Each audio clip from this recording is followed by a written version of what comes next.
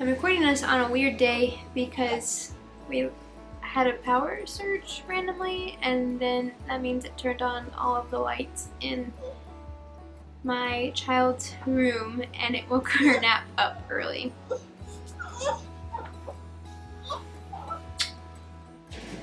Holy Hygge was the first book that I read in 2025, and I think about it daily. It was so good.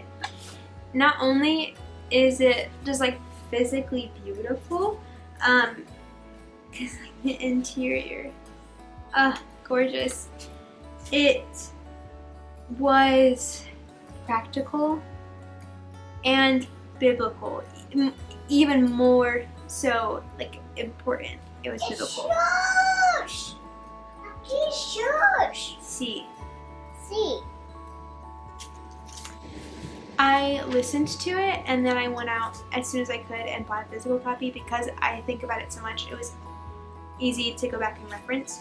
One thing that I really liked about it was that it talks about embracing each season, not only like season of life that you're in, meaning like motherhood or singleness or whatever.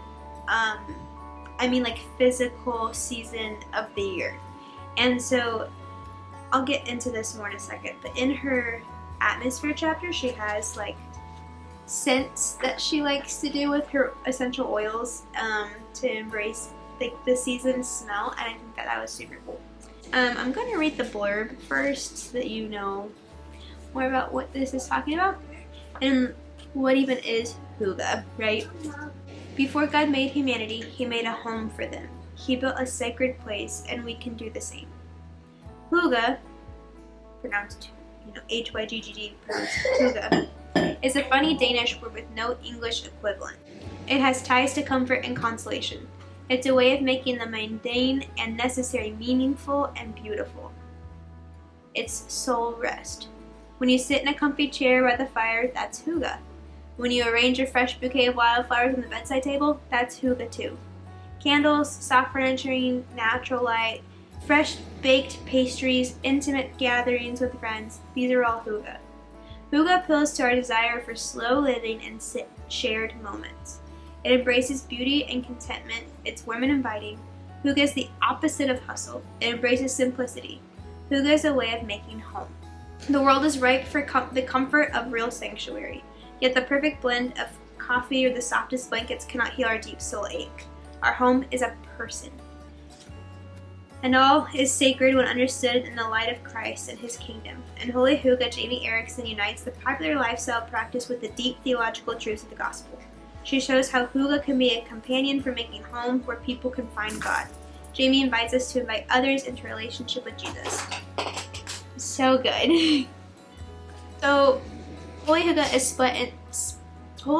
split into 9 categories. There's an introduction and then 8 chapters. The introduction is called Making Home. Then you have hospitality, relationships, well-being, atmosphere, comfort, contentment, rest, and a home for the homeless. And each chapter concludes with discussion questions, scripture for further reading, and a prayer to pray over them. It's very tasty. I can hear that, okay? Okay. And a prayer to read over for that. An apple. An article, see?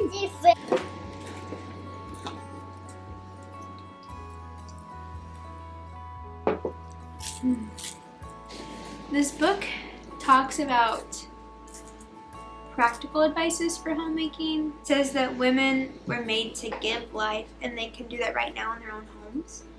Every woman is a homemaker, whether you own a house, or rent, or married, or single. Or... Es amarillo, sí. Gracias, baby. It's amarillo.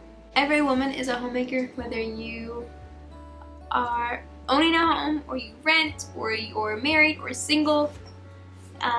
You're a homemaker. It's one of the ways that the Lord, thank you, created us And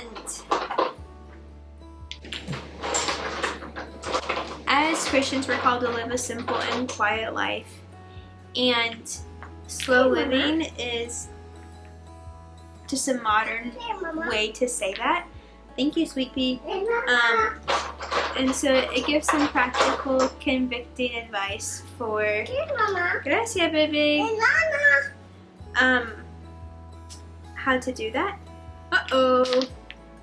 And Is that your?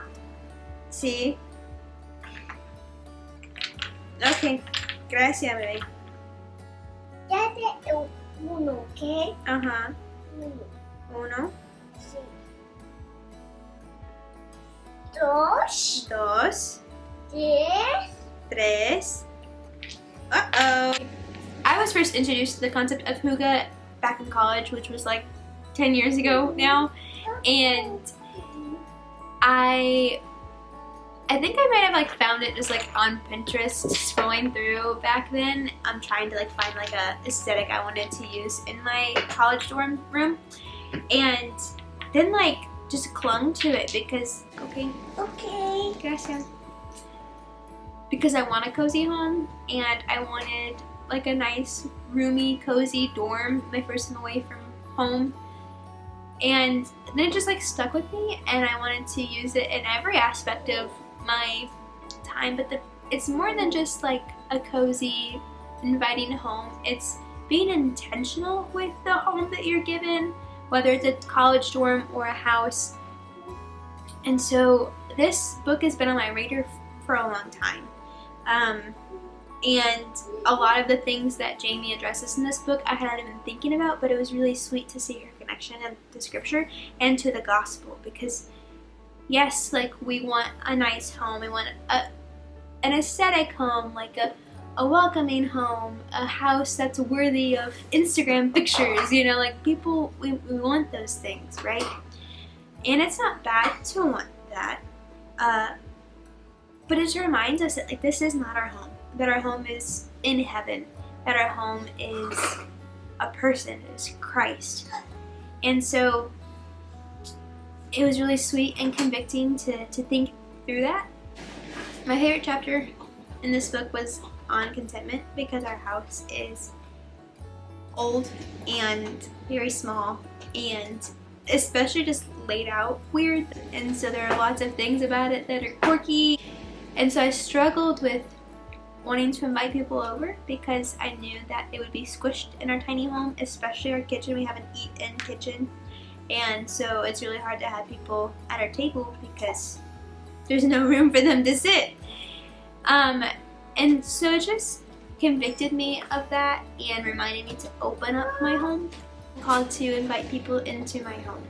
That this is the house that the Lord has given me for this time, and I'm supposed to be a good steward of that. And so, yeah, I just think that it was a really great book, and I definitely recommend it. This felt awkward, especially with all the interruptions, but I thought that I was talking about it a lot, and so I needed to make a video on it. Mama. Oh. Mama.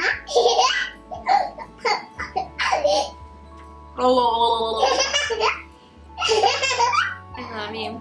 Oh, I'm getting a phone call.